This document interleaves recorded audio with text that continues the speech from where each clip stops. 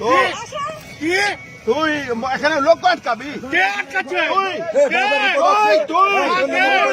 তুই লোক আটকাচ্ছিস। আমি এজেন্ট। কি দাদা আপনার নাম কি? নাম কি? কাগজ কোথায়? কাগজ কোথায়? আছে তো কাগজ কোথায়? কি? এটা দেখালে কি করছে? রাস্তায় কি করছে? আমি যাচ্ছি, বাড়ি থেকে যাবো না, বাড়িতে আসছি। কোথায় ছিলেন? দেখেছেন আপনি? আপনি দেখেছেন?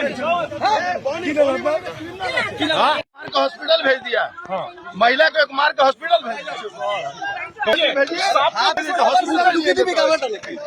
बोली बोले एक नंबर